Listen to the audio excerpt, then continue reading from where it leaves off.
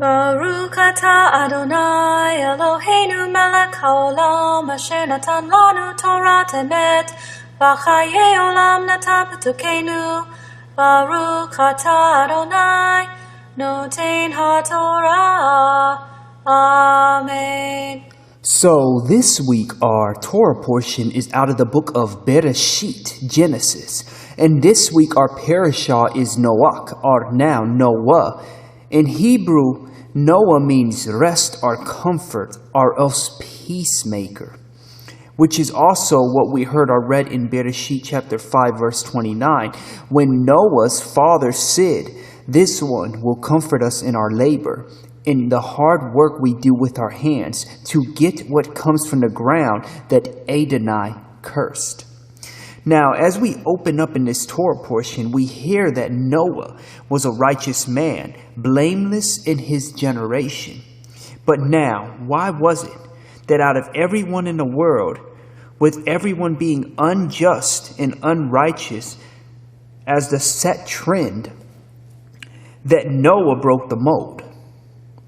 Well, let's see. I might have an answer for that to help out a little with this question. Well, we see that in the book of Enoch, which Yeshua also spoke of Enoch, that we get to hear of and about the birth of Noah. But you're probably thinking to yourself, well, what is so important about that? 1 second. Well, the book of Enoch picks up a lot where Bereshit Genesis discontinues, as Yahweh wants us to seek him, and if we do, he will reveal himself to us. But as we do and we continue on with the book of Enoch, it tells us a lot about Noah with his birth.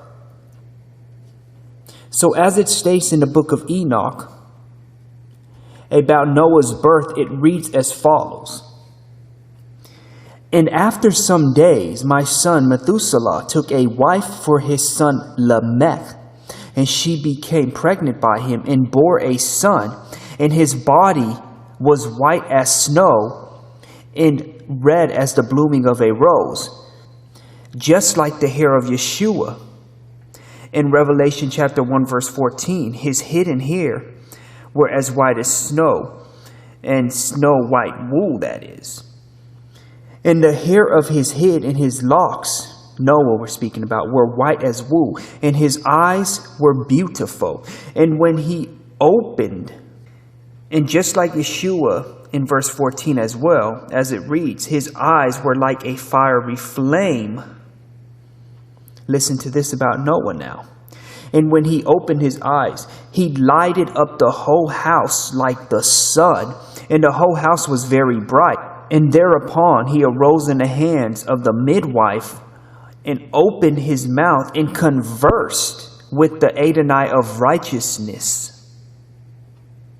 So, do you now start to get the picture that Noah was clearly in the presence and image of Yahweh and Yeshua, as he and Shamayim was speaking and hearing from them while learning of them and their ways in their presence?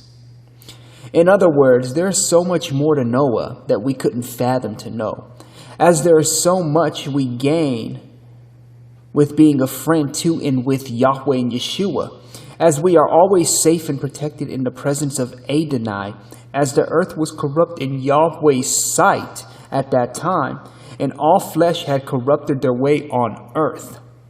Now Yahweh communicated to Noah that he would make an end to all flesh. And Yahweh protects those that are his. And what was it that he did next? He warned and told Noah to make himself an ark, as it would be a safe tabernacle or sukkah for him to be under, as in and under the protection and safety of Adonai. As Yahweh was bringing a flood of waters upon the earth to destroy all flesh, in which is the breath of life under Shamayim. But now, at this point, Yahweh remembered Noah and established his covenant with Noah, along with his family, and Yahweh entrusted him with the collecting of the animals and the storing up of food and the building of his ark. Now, because Noah was righteous before Yahweh during that generation, now just to show how righteous Noah was, along with his family, in Bereshit chapter 7, verse 13, it reads that Noah and his 3 sons, and Noah's wife, and his 3 sons' wives entered into the ark. And they kept true to marriage and did not, as everyone else did at that time, just sleep with anyone and anything, but instead stayed loyal and righteous to one spouse. Now, following this, they all had entered the ark, as they did as Adonai had commanded them. And he then did what next? Exactly, he shut them in and kept them protected and safe. Just as with the blood on the doorpost of the children of Israel to keep them protected and safe from the judgment that Yahweh was to bring to all the flesh and animals of the earth. Now, as we move forward and the waters rose, and all flesh except for Noah and his family were blotted out, as I like to say, out of the book of life. And the waters prevailed on the earth for 150 days. What happened next? Exactly. Yahweh then remembered Noah and all that were with him in the ark. Now, well, it is in my personal opinion, and I believe that the reason Yahweh had remembered Noah is because, well, he takes no pride in having to destroy his children in creations, and does not seek to look upon their destruction. So he then turned to remember Noah at this point, that in whom remembered him. So then he caused the waters to be restrained, and just like with many who age, to recede, not with the hairline, but with the waters on earth.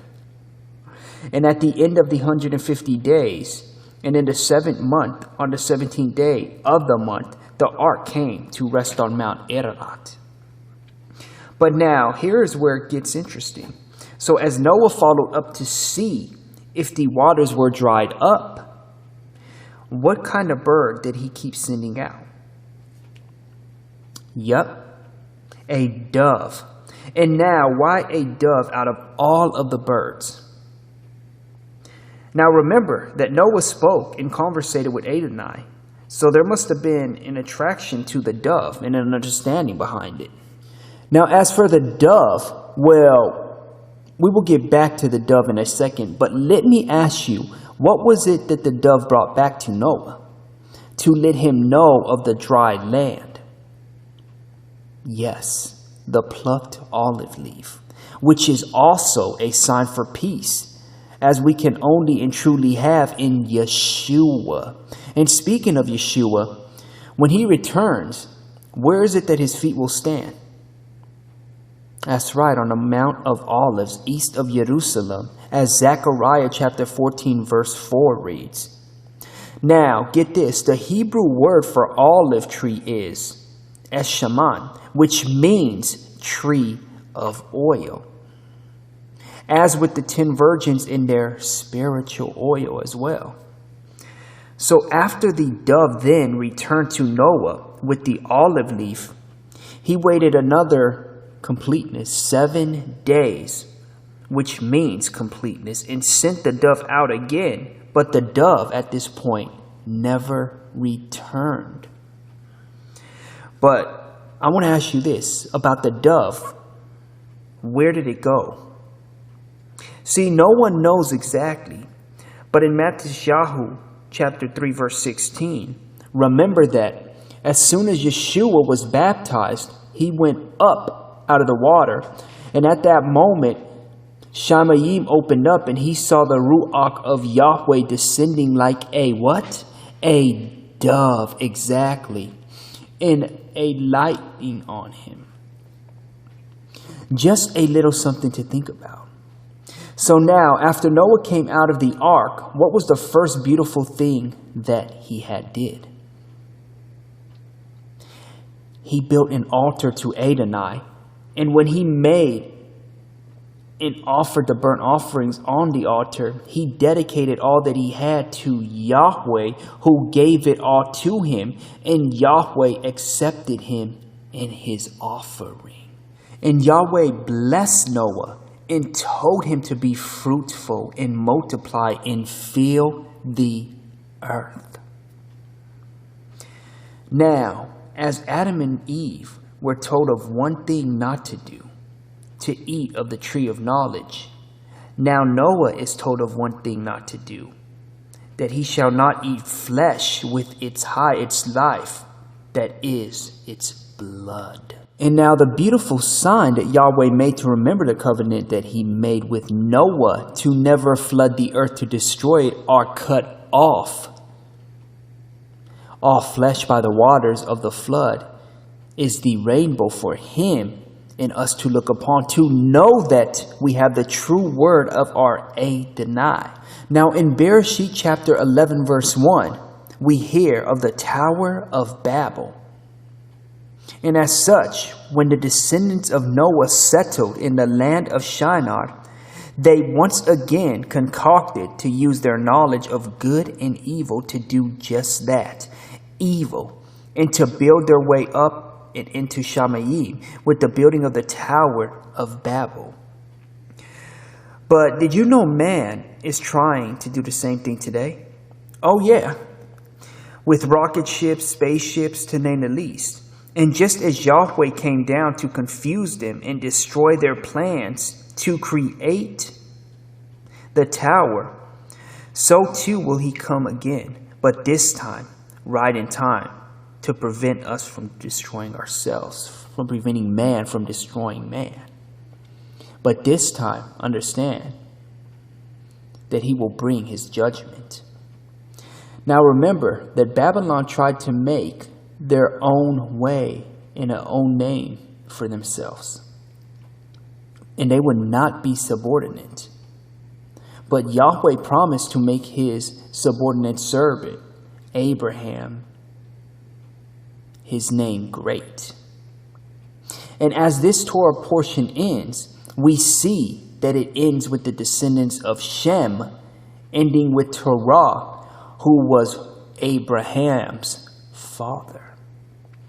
Now you see, with Noah, Yahweh used waters to blot out flesh.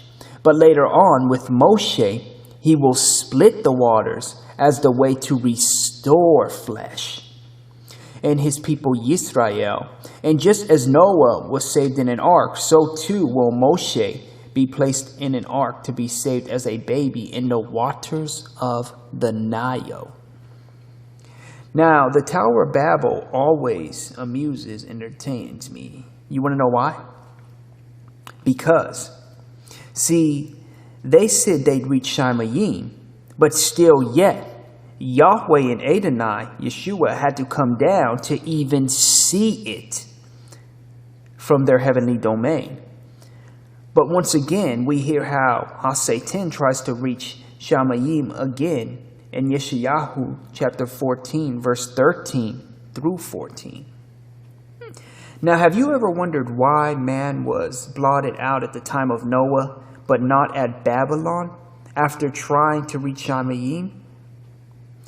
Well, I tend to think that it is because, see, they were at that time of Babylon all working together in one accord and not harming one another, sister and brother, but instead working in love to some degree with one another and with some type of friendship as in accord, as Bereshit chapter 11 verse 1 states.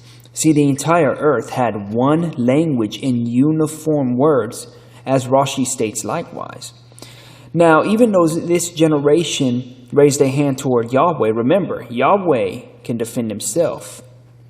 But the pre-flood generation was hating each other and killing each other till there would have been no human, Yahweh's creations left. Now, just as we needed Yahweh's protection in the ark then, so too will we need it again in these end times as in the days of Noah.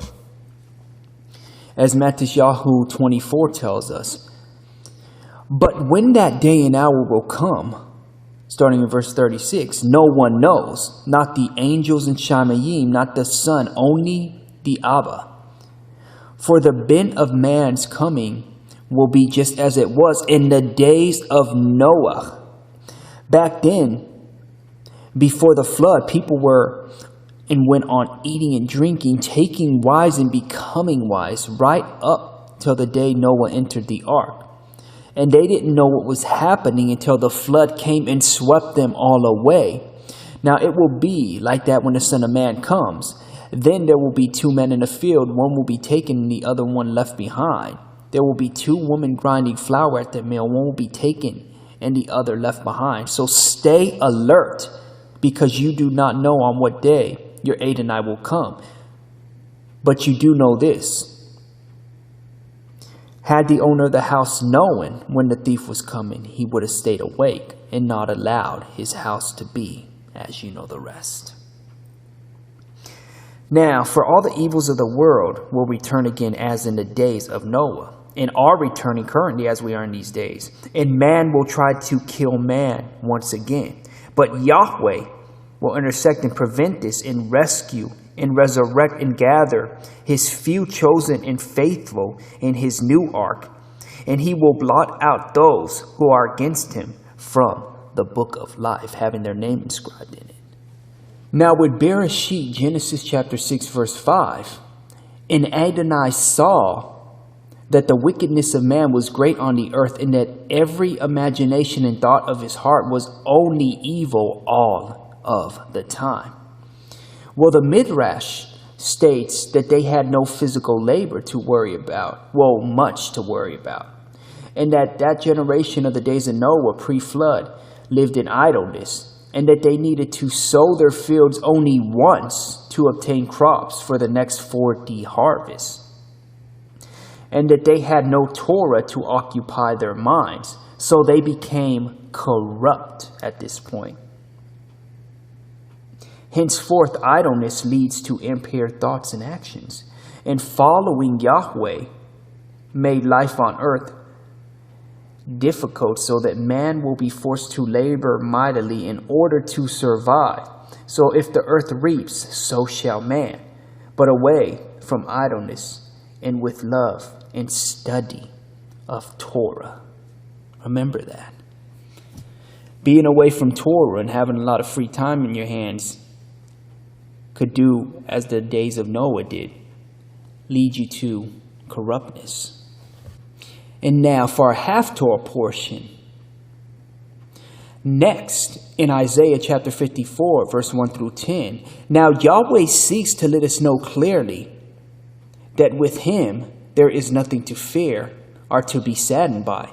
As he is our restorer and protector, he is letting us know that all who had nothing and did not contribute to Israel will be those who will contribute the most, and that he would expand their territories and lands, and that they will soon forget about all of their shame and sufferings that they had suffered and been in the presence of because of repentance. For Yahweh is their husband as he is here today, and that the name of our protector and husband is Adonai of hosts, and that the Kadosh one of Yisrael is our Redeemer, the Yahweh of the whole earth, of the whole world, of everything. That because of our sins, he had not answered us, but with a great compassion that he would regather us, and with everlasting love, that he would be our Redeemer, just as he was with Noah and his family. That the mountains may depart and the hills may be moved, but Yahweh's steadfast love will never, ever depart from us. And that his covenant of shalom, peace, will never be removed for and from us. So next in our half-Torah portion, we see a clear understanding here that Yahweh is informing us, man, Adam, that Shamayim, heaven, is his throne and earth is his footstool. Now Yahweh is now informing us to look deep into ourselves to find the answer of what it is that us man could build for Yahweh as a home, when it was in fact him that made all these Shamayims in the earth, but that we could offer him our hearts to live in, and that is the one that he would look to. He who is humble and contrite in spirit, nefesh, and trembles at Yahweh's words. And all those that do not do this will be dealt with for abiding in their own abominations of what is and what is evil in Yahweh's eyes. Now we are also to remember to rejoice with Yisrael and to be glad for her, and we will then be comforted by Jerusalem. Also, in here we see the prophecy or Nebuah here speaks of those who eat of pig's flesh and the abomination of mice, unclean things, such as bacon, coming to an end altogether, declares Adonai. As he will renew the minds of men to not be hard-hearted and to love and worship the one true Yahweh. From new moon to new moon, from Shabbat to Shabbat, from the new heavens and the new earth that Yahweh makes and creates. Surely something to be amazed by and to look forward to, am I right?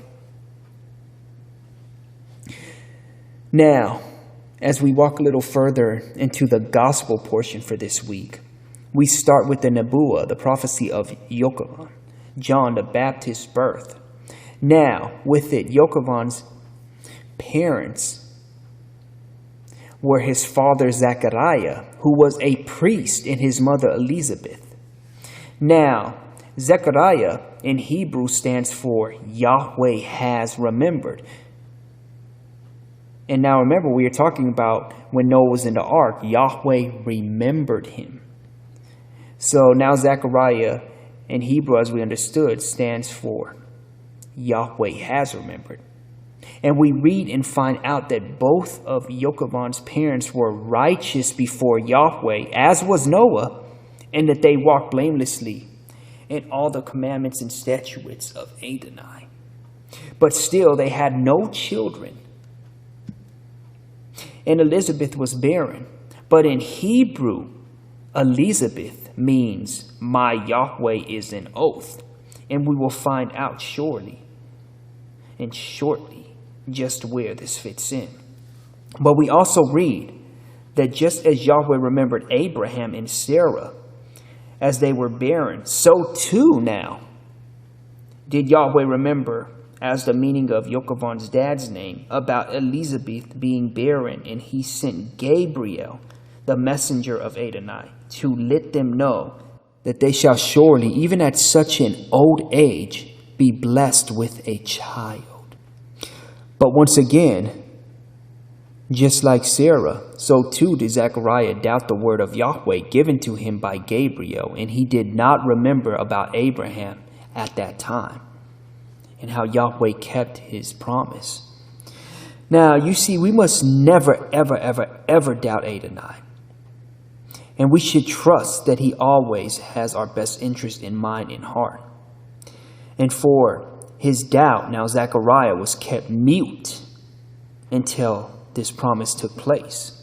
But next was the Nebuah of Yeshua. And on the 6th month, which is the number for man, 6, Gabriel was sent from Yahweh to visit Mary, or Miriam, which in Hebrew could mean wished for child or strong waters, which we know that Yeshua is the true living water. And so too, as in Revelation chapter 1, verse 15, his voice too was like the sound of what? Rushing waters. And Miriam was betrothed to Yosef, which in Hebrew means Yahweh will add. And Gabriel informed her that she would bear the son of, or the ben of the Most High Yahweh, and that he, Yeshua, would reign over the house of Yaakov forever, and that he will receive the throne of David.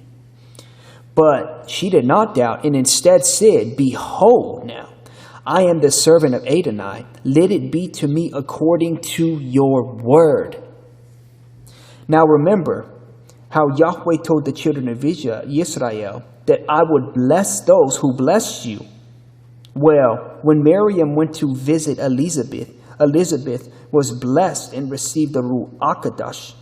And immediately following, what did she do or say? She said to Miriam, Baruch are you among women, and blessed is the fruit of your womb, Yeshua. So she was blessed, and then she was blessed, as Yahweh is true to his word. And we will never have to worry about that. His word's not coming to pass. And we will now go ahead and have the Aaronic blessing. May the Lord bless you and keep you. May the Lord cause his face to shine upon you and be gracious to you. May the Lord lift up his countenance upon you and give you shalom.